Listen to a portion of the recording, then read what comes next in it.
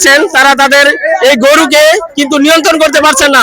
এক একটা গরু কিন্তু পানিতে পড়ে গেছে, এই যে দেখতে পাচ্ছেন অনেকে কিন্তু পানিতে পড়ে যাচ্ছে, অনেকে পানিতে পড়ে গেছে এবং চারদিকে যারা গরু নিয়ে এসেছেন এই গরু নিয়ে তারা তাদের নিয়ন্ত্রণ হারিয়ে ফেলছেন, কারণ প্রচুর পরিমাণ পানির কারণে এই গরুগুলো তাদের বশে নেই। সারা এলাকা জুড়েই কিন্তু আপনার পানি আর পানি, এবং গরু যেই মাত্র ঢুকছে দীর্ঘ সকাল থেকে কিন্তু পানি হওয়ার কারণে এই বাজার পরিস্থিতি অনেকটাই উত্তপ্ত এবং রাস্তাঘাটে দাঁড়ানোর কোনো জায়গা নেই। এই ২,৫০০-এর মধ্যে সবচেয়ে বড় একটি হাট। অনেকে বলতেছে আমরা আমাদের গরুকে নিয়ন্ত্রণ করতে পারছি না, বেচা বিক্রি কি করব।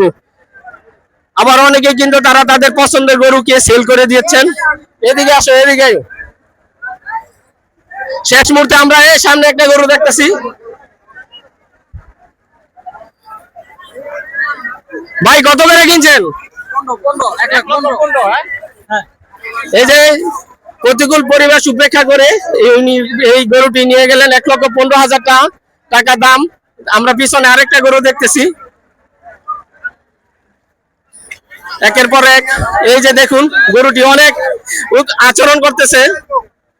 গরু নিয়ে যারা ক্রেতা তারা গরু নিয়েও কিন্তু অনেকটাই ক্লান্ত, কারণ এই পানির কারণে দীর্ঘদিন এক জায়গায় আটকে থাকা গরুগুলো অনেক খারাপ আচরণ করতেছে।